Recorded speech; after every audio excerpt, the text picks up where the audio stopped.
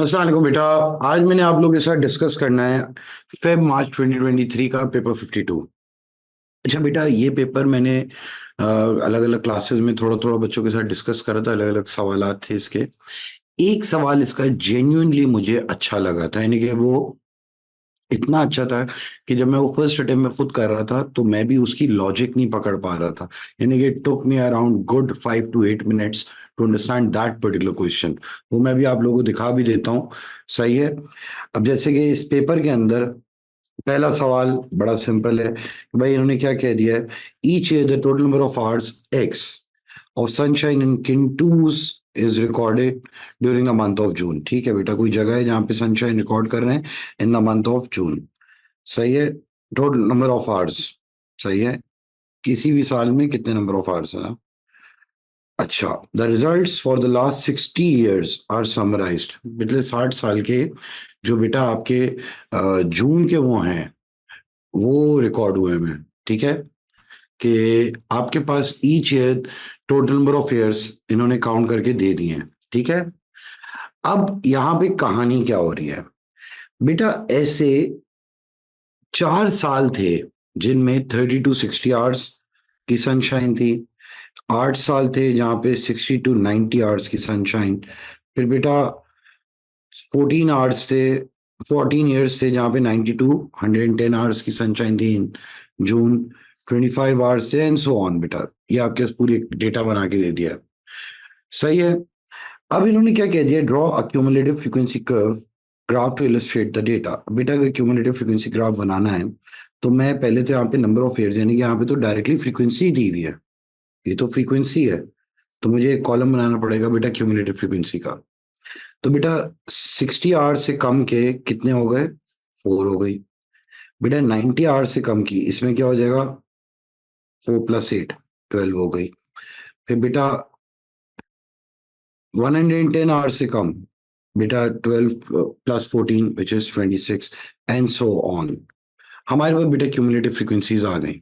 मैंने vertical axis में देखा है मैक्सिमम वैल्यू 60 है, हॉरिजॉन्टल एक्सिस पे मैक्सिमम वैल्यू 240 है। स्टार्ट 30 से हो रहा है। तो बेटा मैंने 30 से स्टार्ट करा डेटा अपना। ठीक है।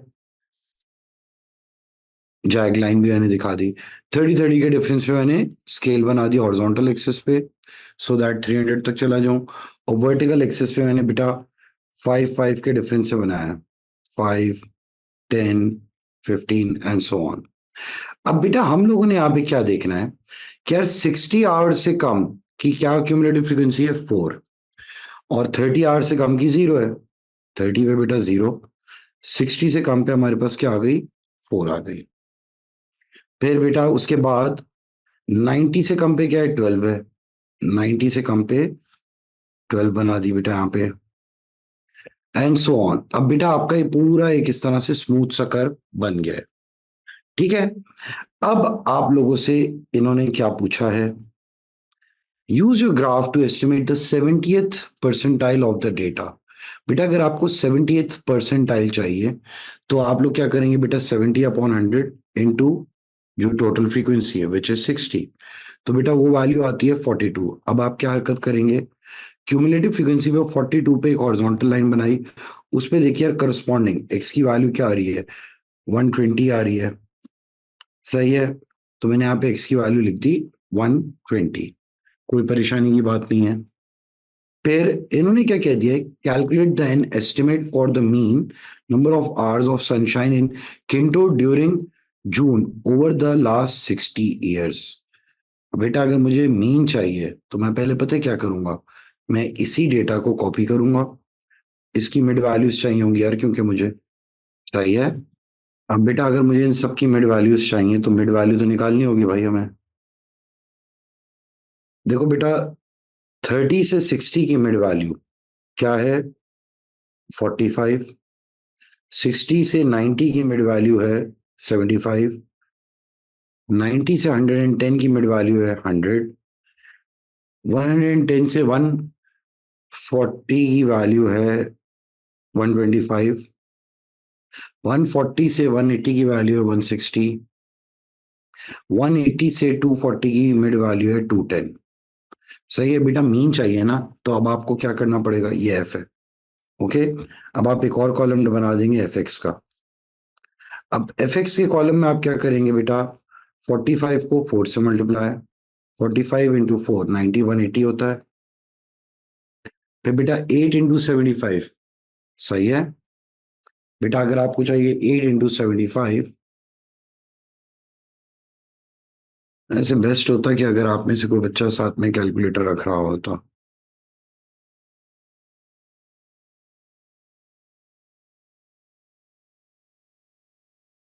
8 into 75 600, 14 into 110 1540, 25 into 125 3125, 7 into 160 1120, 2 into 210 420, सही है। अब बेटा आप इन सबको फिर ऐड कर देंगे,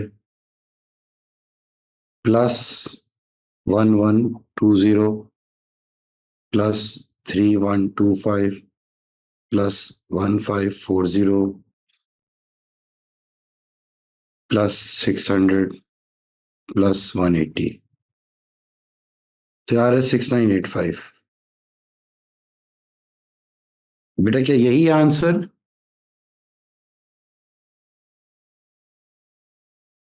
अरे यार 90 से 110 की बेटा 100 होगी ना।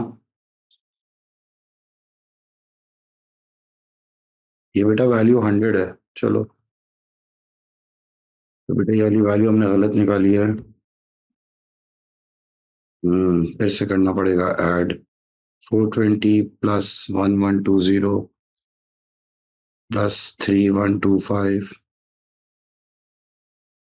प्लस 1400 प्लस 600 प्लस 180, 6845, सही है। चल, अब बेटा जब मैं इसमें मीन निकालूंगा, मीन क्या होता है हमारा, submission of F x upon submission of F. 6845 upon, बेटा टोटल फ्रीक्वेंसी आपके पास थी 60, तो बेटा मीन आपके पास क्या आ रहा है, कोई हेल्प कर देगा? 114.1। बस खत्म हो गया, एस्टिमेट ऑफ मीन आवर्स आ गया। ठीक है, 08 है ना, तो बेटा 1 कर दिया मैंने इसे। अब इसके बाद Alisha has 4 coins, one of these coins is biased. अच्छा जी, कोई एक कॉइन बाइस्ड है, so that the probability of obtaining a head is 0.6। अब बेटा हेड की प्रोबेबिलिटी 0.6 है। The other 3 coins are fair. ठीक है, Alisha throws the 4 coins at the same time. ठीक है, the random variable X denotes the number of heads obtained. ठीक है, show that the probability of obtaining at least exactly one head is 0.225। देखो बात पता है क्या है, ऐसा हो सकता है कि भाई जो जो 22 वाला है हमारा कॉइन ना, जो 22 वाला कॉइन है उस पे आ जाए हेड, बाकी दिनों पे क्या है, नॉट हेड, यानी कि टेल। नॉट हेड नहीं बल्कि मैं टेल लिख देता हूँ, सही है। और ऐसा हो सकता है कि बेटा अलीशा वाले जो 22 वाले उस पे टेल आ जाए, बाकी तीनों में से किसी पे भी हेड आ जाए, ये एग्जैक्टली वन हेड है। तो यहाँ पे बेटा मैं इसको अरेंज करके भी लिख सकता हूँ, या तो फिर मैं पूरी पूरी ख्वारी करूं, टेल टेल हेड टेल, और tail tail tail head. 3 number है, चलो ऐसे भी कर लो, कोई मसला नहीं है। अब बेटा यहाँ पे अगर हेड आता है तो ये तो हो गया 0.6, बाकी सब पे टेल होने की प्रोबेबिलिटी 0.5 0.5 0.5 है। और यहाँ पे बेटा का टेल है 0.4 0.5 0.5, 0.5, बेटा 0.4, 0.5, 0.5, 0.5, 0.4, 0.5, 0.5, 0.5। कोई परेशानी ही नहीं है भाई यहाँ तक। अब अगर बेटा मैं इसको सॉल्व करूंगा ना, सिंपलीफाई करूंगा, ट्रस्ट में यही आ जाएगा 0.225। भरोसा कर लो, मुझे अपनी वर्किंग पे भरोसा है, इसलिए मैं बेटा इसे चेक भी करने की जहमत नहीं कर रहा हूँ।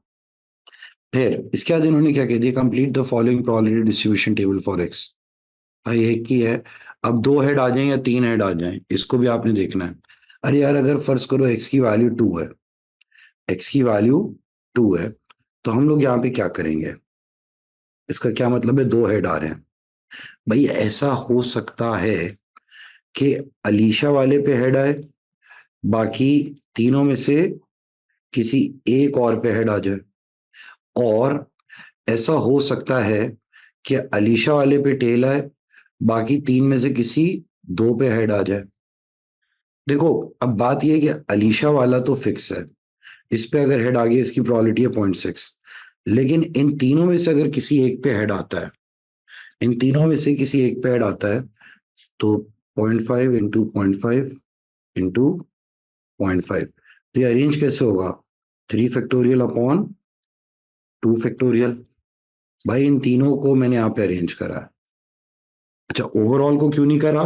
क्योंकि बेटा इस वाले को तो आप इधर उधर नहीं कर सकते ना, ये पहला वाला कॉइन है, ठीक है, बाइस्ड वाला। बाकी फेयर वालों को हमने अरेंज कर दिया। फिर उसके बाद बेटा अगर अलीशा वाले कॉइन पे टेल आया, बाकी दोनों पे हेड आ रहा है, बाकी तीन में से बेटा दो पे अगर हेड आ रहा है, तो इसकी भी प्रोबेबिलिटी क्या होगी? इन तीन को मैं अगर देखूं तो ये भी आ जाएंगे 3 फैक्टोरियल अपॉन 2 फैक्टोरियल। तो बेटा ये क्या आ रहा है?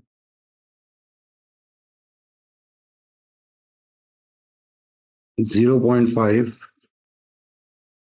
Cube into 0.6 into 3, 9/40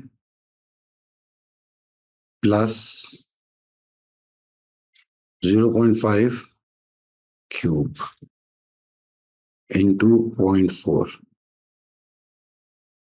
into 3/20। तो बेटा प्लस 9। यार अगर कैलकुलेटर होता है ना तो बड़ा तेज हो जाती है वर्किंग। 3/8 डेसिमल में आता है 0.375। बेटा अपॉन 2 फैक्टोरियल इसलिए करा क्योंकि दो टेल सेम है, दो हेड सेम है। सही है, मुहाद क्लियर है? तो बेटा अगर मैं कह दूं 3 हेड है, अरे भाई 3 हेड का क्या मतलब है? ऐसा हो सकता है कि अलीशा वाले पे हेड हो, और बाकी तीन में से दो में हेड हो, और एक में टेल हो। और ऐसा हो सकता है कि अलीशा वाले पे टेल हो, जो हमारा फेयर वाला है, सही है, बाकी तीनों पे हेड आ जाए। तो मेरा बच्चा ये क्या हो जाएगा? 0.6 into 0.5, 0.5, 0.5 into 3 factorial upon 2 factorial. ये जो बेटा ये चीज है ना, ये इसके लिए है। सही है। अच्छा, फिर यहाँ पे क्या है? अलीशा वाले पे 0.4 टेला है, लेकिन तीनों पे अगर हेड है, तो इसको मैं लिखूं ना लिखूं, लेकिन मैं ऐसे लिख सकता हूँ 3 फैक्टोरियल अपॉन 3 फैक्टोरियल। तो ये आ रहा है बेटा 1/20। बेटा 11/40, 0.275 है। तो अब बेटा हम जरा देखते हैं इसका थर्ड पार्ट। इसका थर्ड पार्ट है, इन्होंने कह दिया वेरिएंस निकालो। अब बेटा इसकी अगर आपको वेरिएंस चाहिए, तो यार पहले तो मुझे पूरा टेबल चाहिए इज्जत से बैठ के। सही है। अब जब हमने टेबल देखा, अब बेटा अगर वेरिएंस निकालनी है, एक्सपेक्टेड वैल्यू इन्होंने आपको दे दी है, तो आप लोग तो बड़े आराम से वही कैलकुलेशन कर लेंगे भाई।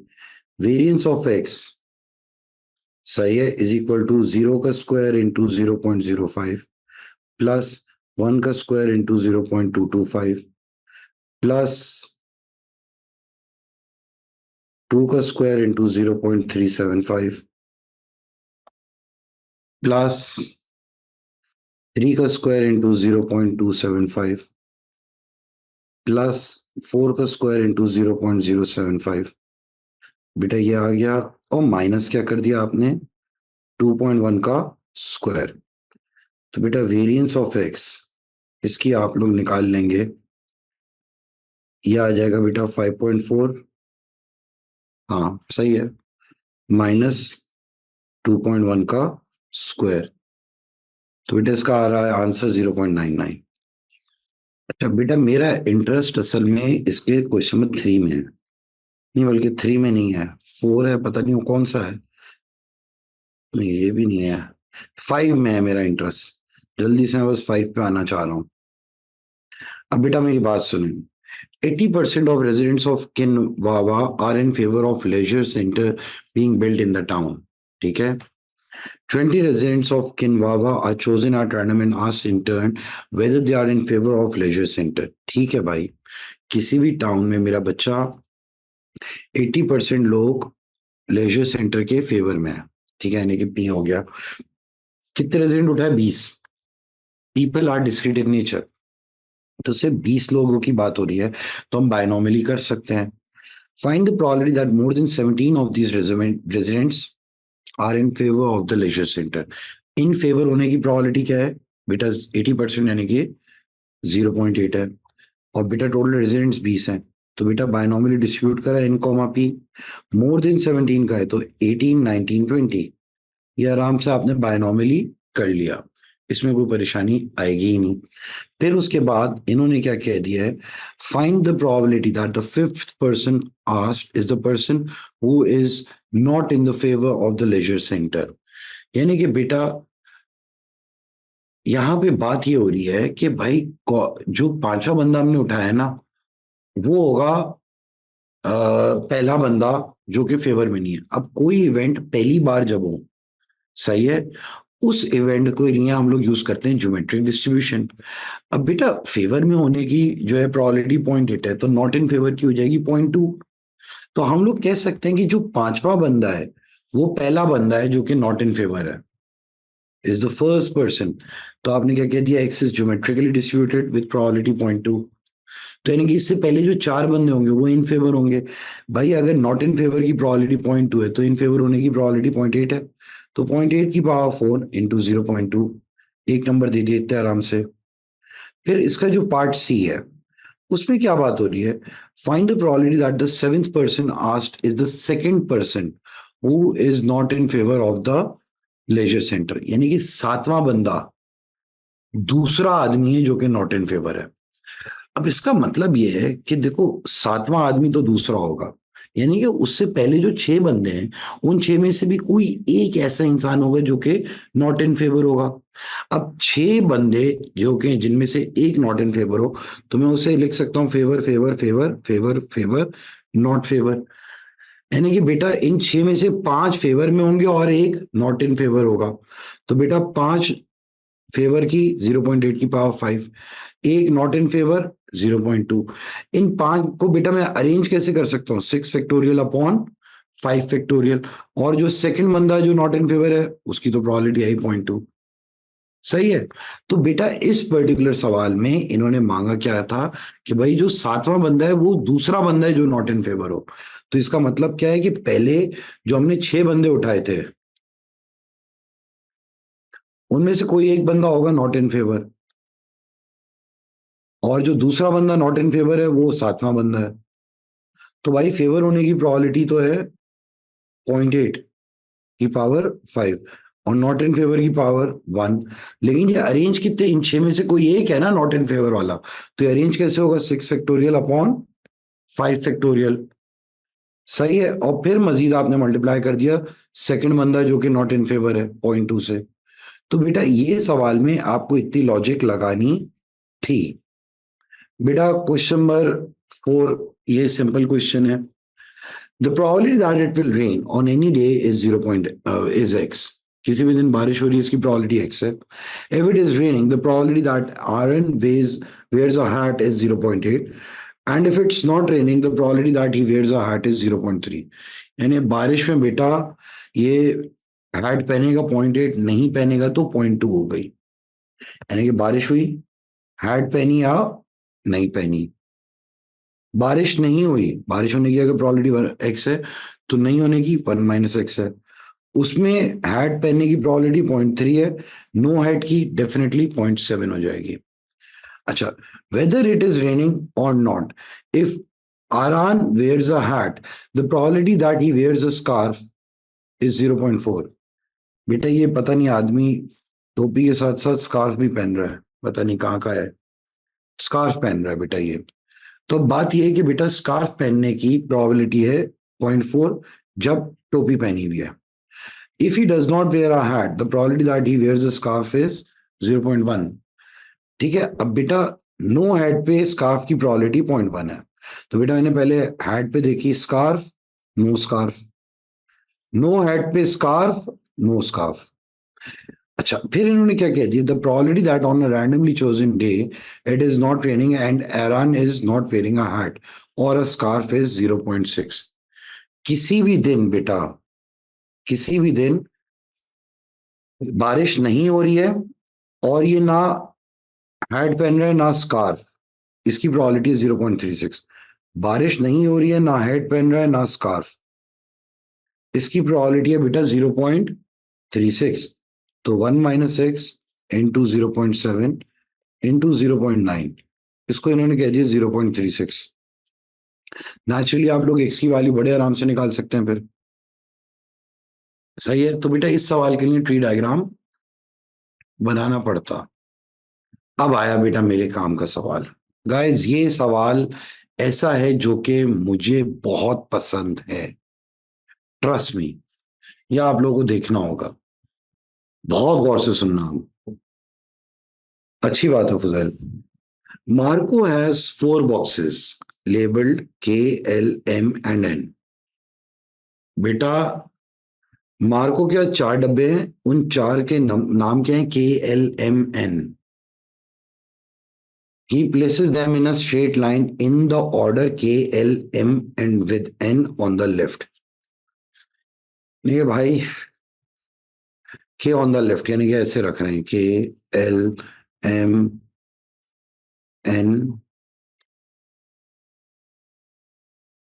सही है भाई, ये 4 डब्बे आ गए हमारे।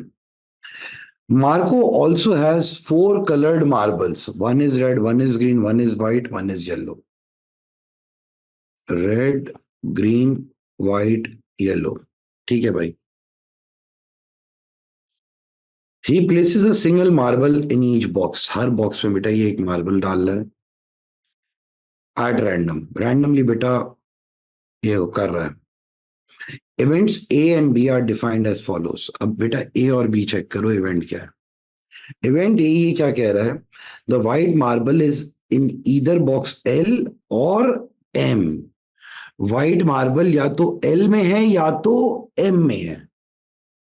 अब इसका क्या मतलब है बेटा, जरा इसको हम सुकून से सोचते हैं कि भाई अगर ये बात सुने, व्हाइट मार्बल एल में आ जाए, सही है, या एम में अगर यहां पे एल में आ गया तो बाकी के 3 कैसे अरेंज होंगे, 3 फैक्टोरियल से। अगर बेटा व्हाइट मार्बल एम में आ गया तो बाकी के 3 मार्बल्स बॉक्सेस में कैसे अरेंज होंगे, 3 फैक्टोरियल से। तो बेटा 3 फैक्टोरियल प्लस 3 ऐसे 12 तरीके हैं। अच्छा बेटा प्रोबेबिलिटी का कॉन्सेप्ट क्या होता है, number of desired outcome divide by total number of possible outcome. Total possibilities क्या है, 4 डब्बों में चारों कोई भी मार्बल डाल दो यार, सही है, तो वो तो हो जाएगा 4 फैक्टोरियल। तो बेटा एल या एम में व्हाइट मार्बल होगा, इसकी प्रोबेबिलिटी आ रही है 1/2। सही है। फिर अगली बात क्या हो रही है, the red marble is to the left of both the green marbles and the yellow marble. Red marble कहाँ है बेटा, towards the left of green and yellow है। अब यह देखो KLM, KLMN। अगर फर्ज करो बेटा रेड मार्बल किसके बेटा लेफ्ट पे, बी वाला इवेंट क्या बता रहा है, ग्रीन और येलो के। यहां पे ग्रीन है, यहाँ पे येलो है, तो यहाँ पे रेड है। तो बेटा इसका मतलब क्या है, ये दोनों भी तो आपस में अरेंज हो सकते हैं 2 फैक्टोरियल से। एक तो ये तरीका है, फिर एक और तरीका भी सुन लो बेटा। के एल एम एन। अगर फर्ज करो बेटा रेड को मैं इधर ले आऊं, तो ग्रीन और येलो यहाँ है ना बेटा। तो आप लोगों के पास बेटा कितने तरीके हैं, इस चीज को जरा समझें।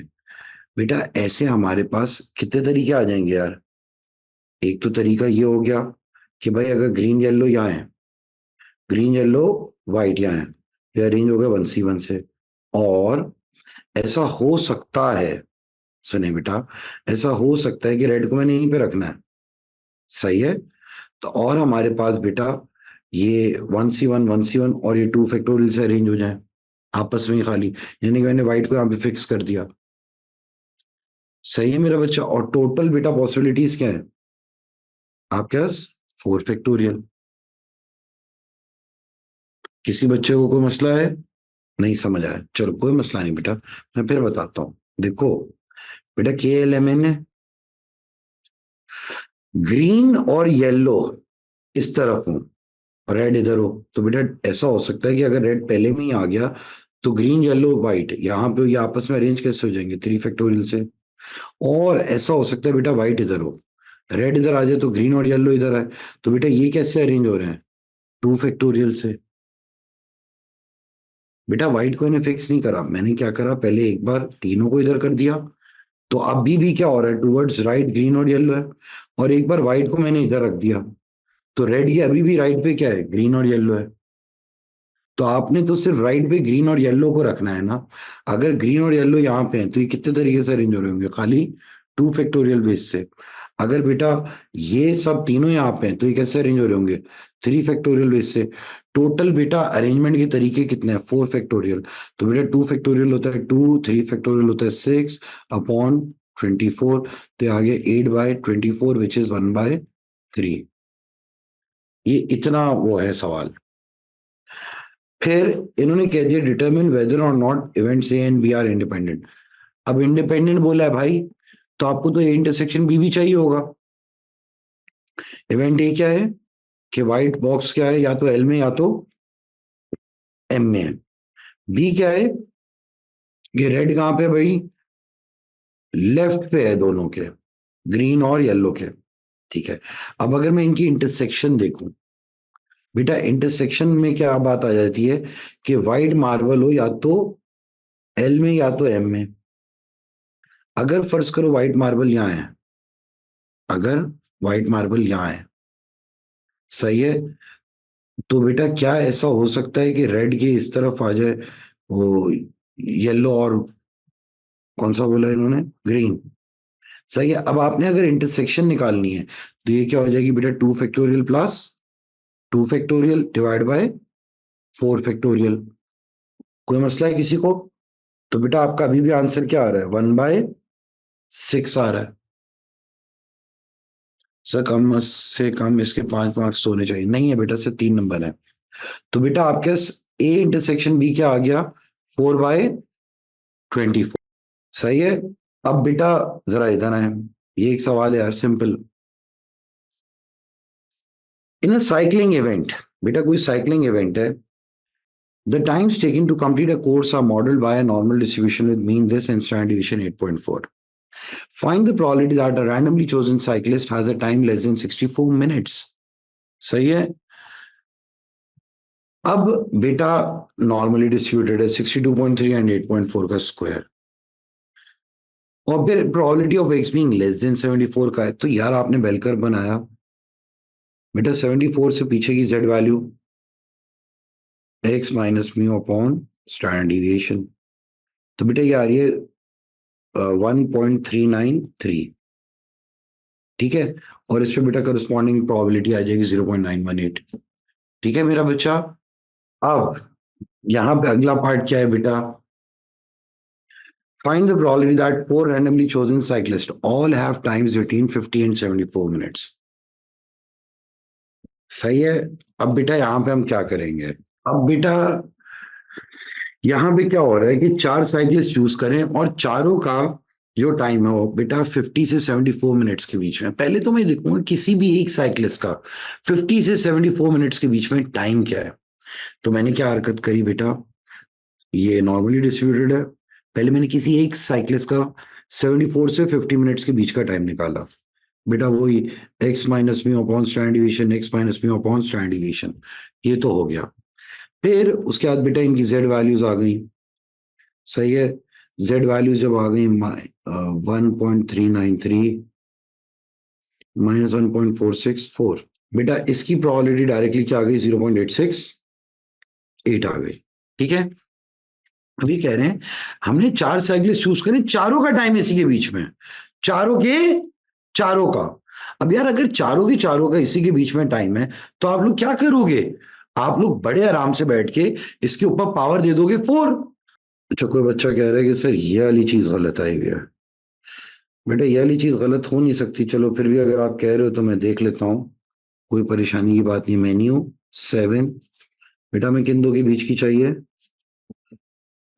नॉर्मल, लोअर की जगह -1.464, अपर की जगह 1.393। बेटा ये आ रही है 0.8466। अच्छा ये 0.8466 है, सही है। यहाँ 0.847 कर देते हैं हम लोग। बेटा 0.847 की पावर 7 की पावर, आंसर ये आया था, इसके ऊपर पावर में देता हूँ 4, बेटा 0.514 है, सही है बेटा। देखो मेथडोलॉजी आपकी सही होनी चाहिए, बिल्कुल सही है। मैं तो असल में बेटा बच्चों की कैलकुलेशन सुन के लिख देता हूँ। बिल्कुल सही है बेटा, अब यही आंसर आ रहा है। चलें, अब बेटा उसके बाद हमारे पास क्या कहानी है, अगला पार्ट क्या कह रहा है, in a different cycling event the times that can also be modeled by a normal distribution. 23% of the cyclists have time less than 36 minutes, and the probability of x being less than 36 is 0.23. And 10% of the cyclists have time greater than 54 minutes, and the probability of x being greater than 54 is 0.1. अरे भाई तो definitely 54 mean से आगे होगा, तभी तो उससे आगे का रीजन 0.1 है, ग्रेटर का है ना। तो बेटा इसकी करस्पॉन्डिंग जेड वैल्यू ए हो जाएगी। तो मैं ये बात कह सकता हूँ probability of Z being less than A, फिर क्या हो जाएगा 0.9, अगर ये 0.1 है तो बेटा ए क्या आएगा, 5 इनवर्स ऑफ 0.9। ठीक है, तो बेटा ए क्या आ जाएगा 1.282 पॉजिटिव में। ठीक है मेरा बच्चा। फिर इन्होंने कहा था कि यार probability of x being less then 36 is 0.23, तो भाई 36 डेफिनेटली मीन से पीछे होगा, तभी तो उसका बेटा एरिया क्या है 0.23 है। तो भाई इसकी जो जेड वैल्यू है उसको मैं कह सकता हूँ -b। तो हमें पता है probability of Z being greater than -b क्या हो जाएगा, 1 - 0.23 विच इज 0.77। तो बेटा जितना ग्रेटर देन -b होगा उतना लेस देन b होगा, तो बेटा b क्या आ जाएगा 5 इनवर्स ऑफ 0.77। अच्छा 5 इनवर्स ऑफ 0.77 आता है बेटा 0.739, लेकिन बेटा b is in the negative reason, तो आप इसके बाद यहाँ पे नेगेटिव साइन दे देंगे, कोई मसला नहीं है। अब जैसे आपने इसका नेगेटिव साइन दिया, बेटा ए और बी आ गया। ए पे बेटा चेक करें, एक्स वैल्यू 36 है, X minus mu upon standard deviation, X minus mu upon standard deviation.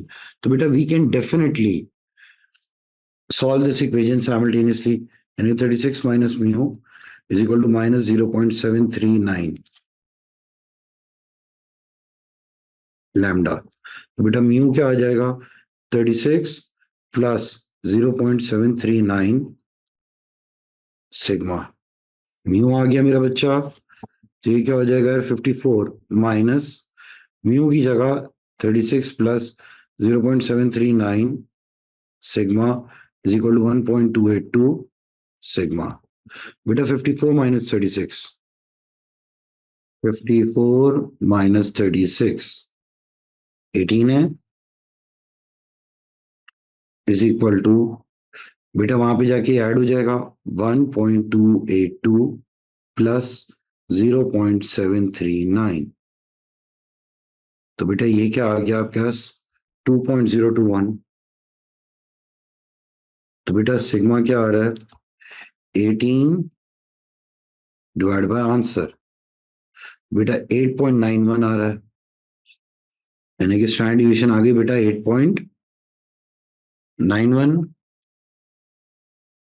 फिर उसके बाद बेटा म्यू क्या आ रहा है 36 प्लस 0. अच्छा बेटा तो मीन अब आपके पास क्या आ रहा है इंटू 0.739 प्लस 36। तो बेटा 42.6 आ रहा है मीन। तो गाइज आप लोगों ने देखा, अच्छा इस तरह के हम लोगों ने सवालात काफी करे हैं बेटा, सही है। इसके बाद बेटा अब क्वेश्चन नंबर 7 जरा देख लेते हैं, ताकि आप लोगों का थोड़ा सा दिमाग खुले। मैंने 7 जानबूझ के नहीं करा कि आप लोगों के साथ ही करूंगा। अब बेटा मेरी बात सुने, find the number of different arrangements of the 9 letters of the word delivered. सही है। अब यहाँ पे बेटा आप लोगों को कह दिया कि यार इन 9 लेटर्स को अरेंज करो in which 3 E's are together and the 2 D's are not next to each other. बेटा टोटल पहले अगर मैं डिलीवर्ड में देखूं, डिलीवर्ड में बेटा 3 E है, तीनों ई मैंने साथ रख दिए। फिर ये क्या LIVR,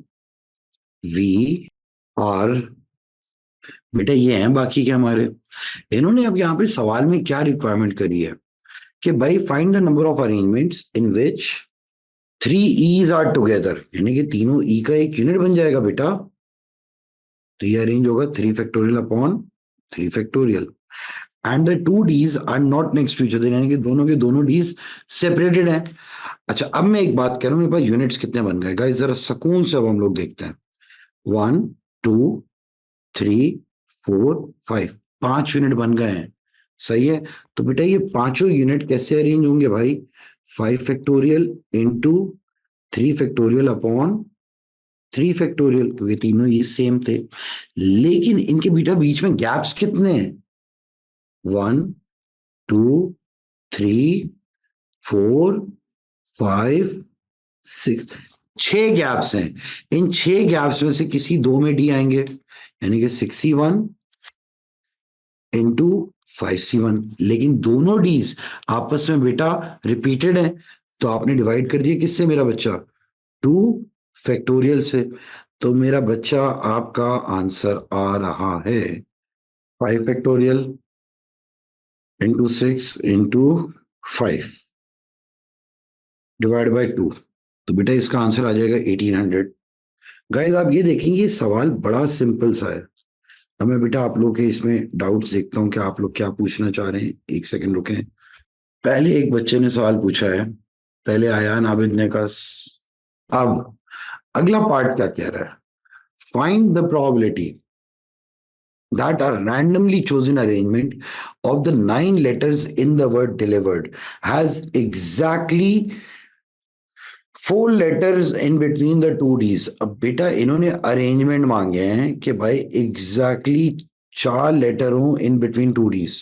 अब मैं यहाँ पे फंस गया। अब बेटा अगर मुझे 4 लेटर चाहिए बिटवीन 2 D's तो इसमें होगा क्या, चेक करते हैं अब हम लोग। बेटा टोटल अल्फाबेट्स कितने हैं यार, जरा बेटा आपको ये वाले सवाल में जो है ना थोड़ी सी लॉजिक लगानी पड़ेगी, यानी कि इसमें थोड़ी सी लंबी होगी। सही है बेटा। अब इसमें अगर हम लंबी कर रहे हैं तो हमें पहले क्या देखना है बिटवीन 2 D's ना। बेटा ऐसा हो सकता है कि डी और डी 1 2 3 4, बेटा लेकिन टोटल अल्फाबेट्स तो 9 है हमारे पास। अब बाकी कितने बच गए बेटा 1 2 3 4 5 6 7 8 9। ओके जी, टोटल 9 अल्फाबेट्स हो गए। अब बात पता है क्या है, ऐसा कब कब हो सकता है भाई, एक तो तरीका यह है कि यहां पे आ जाए, सही है। या तो एक तरीका ये है ना, मैं बेटा आप लोग को जानबूझ के सुकून से करके दिखाना चाह रहा हूं। एक यहाँ 1 2 3 4, फिर एंड में 2 बचेंगे। फिर बेटा एक और तरीका क्या है, दो छोड़ के डी, एक दो तीन चार, फिर डी, फिर एक बचे। सही है। फिर ऐसा हो सकता है कि एक दो तीन, फिर एक डी, एक दो तीन चार, और लास्ट में भी डी आ गया। ये मेथड आ गया। अब मसला क्या है, ओ भाई यहां पे जो रिमेनिंग अल्फाबेट्स हैं, ये जो चार रिमेनिंग अल्फाबेट्स हैं, ये चार है हमारे पास बेटा। रिमेनिंग सात में से चार इधर आएंगे। मानते हो ये बात बेटा? मेरा बच्चा एक चीज जरा समझो आप लोग। बेटा अगर मैं आपसे कह रहा हूं कि यार रिमेनिंग, यहाँ पे सात अल्फाबेट्स है ना, बीच में चार आ गए। नहीं मेरा बच्चा, 7 factorial divide by 3 factorial into 4 कर सकते हैं, ऐसी चार पोजीशन है, बिल्कुल मैं मान रहा हूँ बेटा। हाँ बिल्कुल बेटा। तो बेटा यहाँ पे आपको अलग अलग देखना पड़ेगा, प्रॉपर तरीके से देखना पड़ेगा। अबे यार तो गाइस नाउ लिसन। अब यहाँ पे देखो प्रोबेबिलिटी मांगी है बेटा, प्रोबेबिलिटी। पहले तो देखो मैंने क्या हरकत करी है, जरा प्लीज सुकून से सुनो। मैंने बेटा अपने डिजायर्ड आउटकम देख लिए। ठीक है बेटा, डिजायर्ड आउटकम यही हो सकते हैं। लेकिन अगर फर्ज करो मैं बेटा ये कह रहा हूँ ये मेरे डिजायर्ड आउटकम है, डिजायर्ड आउटकम्स, तो मैं इसमें बेटा प्रोबेबिलिटी का जब भी आता है, probability is equal to number of desired total possibilities. अब बेटा मेरी बात सुनो, डिजायर्ड के अंदर यहां पे डी फिक्स है, यहां पे भी डी फिक्स है, यहां पे भी डी फिक्स है, यहां पे भी डी फिक्स है। ये चार तरीके हैं। लेकिन जो बीच के बेटा ये चार और ये तीन है, टोटल सात अल्फाबेट्स हैं। तो बेटा ये जो सात अल्फाबेट्स होंगे, ये कैसे अरेंज होंगे, 7 फैक्टोरियल से। लेकिन इन सात में तीन ही है, तो डिवाइड बाय 3 फैक्टोरियल कर दिया। अच्छा अब बेटा टोटल पॉसिबिलिटीज जरा समझे। बेटा टोटल पॉसिबिलिटीज में टोटल हमारे पास अल्फाबेट्स कितने हैं, 9 है, 9 फैक्टोरियल। लेकिन इन 9 में बेटा कितने ई हैं, तीन ही हैं। और बेटा कितने डी हैं, दो डी हैं। तो अब इससे होगा क्या, ये 3 फैक्टोरियल, ये 3 फैक्टोरियल कैंसिल। तो बेटा आंसर आ जाएगा 7 factorial into 2 factorial upon 9 factorial. तो बेटा आपके पास जो आंसर आएगा, 7 factorial into 2 divide by 9 factorial. बेटा कहीं पे कोई गलती हो रही है? अभी मैं 1/9 लाया हूं, फिर से देख लें।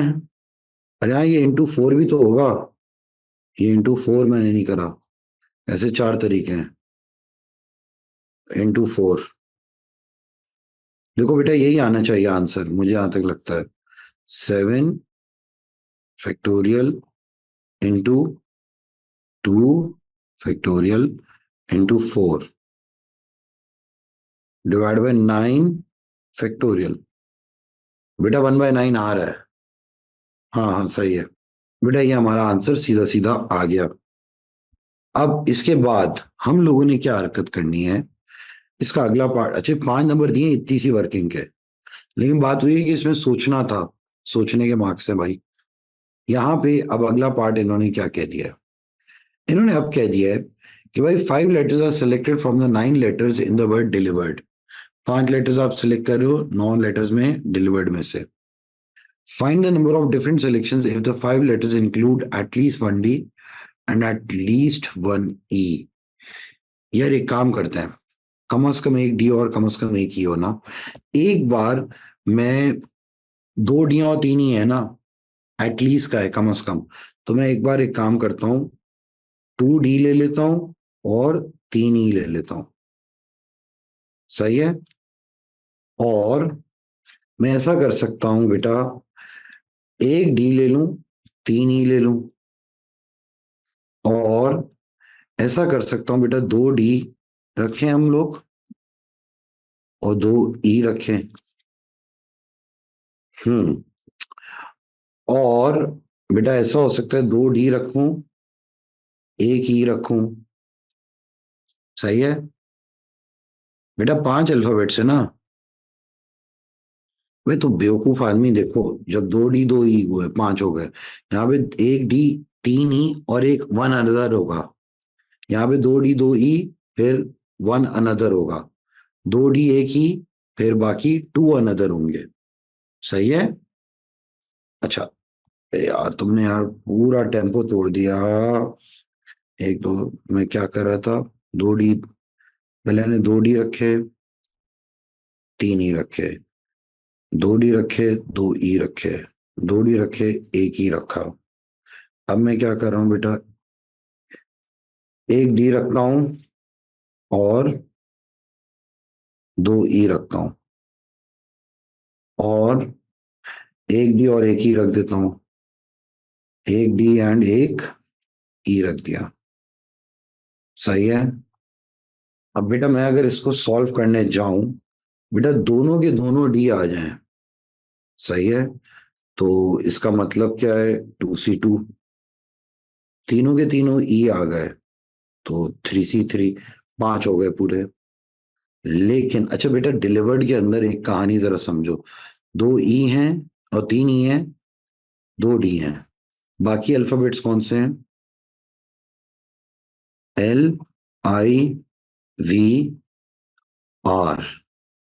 LIVR, liver. सही है, 4 और हैं। चलो भाई, अब अगर फर्ज करो एक डी रखा, 3 E रखे, तो बेटा दो में से एक डी हमने फिक्स कर दिया है ना, तो ये तो फिक्स हो गया। 3 E फिक्स कर दिए, 4 अल्फाबेट हम लोग फिक्स कर चुके हैं। अब बाकी 4 में से मुझे एक और चाहिए होगा। सही है बेटा, बाकी 4 में से एक और चाहिए, तो हो जाएगा 4C1। फिर बेटा 2D 2 E, अभी भी मैं बेटा बाकी 4 में से सिर्फ एक और उठाऊंगा, 4C1।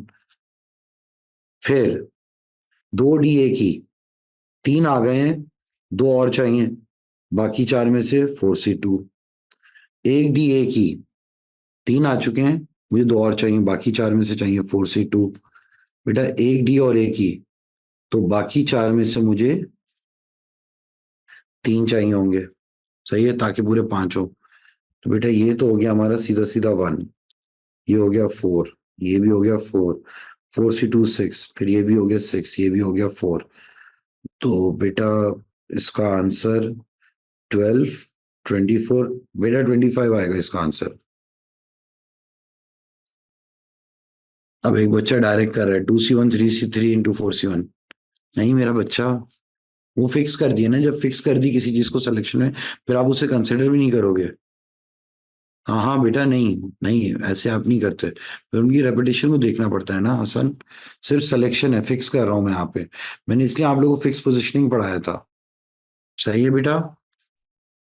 सही है, जैसे 2D एंड 2C2 लिखा है, 1D एंड 2C1 क्यों नहीं। अच्छा यार बेटा, मैं एक काम करता हूँ, तो यहाँ पे मैं इसको ऐसे नहीं लिखता, मैं यहाँ पे लिख देता हूँ तो फिक्स है, तो बाकी 4 में से सिफर आया, 4C0। ठीक है, ताकि आपकी कंफ्यूजन ही खत्म हो जाए।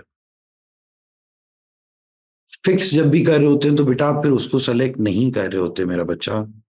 चले बेटा, यहाँ पे जाके हमारे पेपर फेब मार्च 2023 का खत्म हो गया है। इस पेपर में बेटा ये परम्यूटेशन कॉम्बिनेशन में 5 नंबर और ये 3 नंबर मुश्किल था, और एक वो वाला सवाल मुश्किल था, ये KLMN वाला। तो यानी कि 5 3 8 8 3, 11 नंबर इस पेपर में आए हैं मुश्किल। अब इसका मुझे पता नहीं थ्रेशोल्ड क्या है इसका, लेकिन थ्रेशोल्ड मेरी नजर में लेस देन 40 होना चाहिए, बाकी आप लोग खुद चेक कर लेना।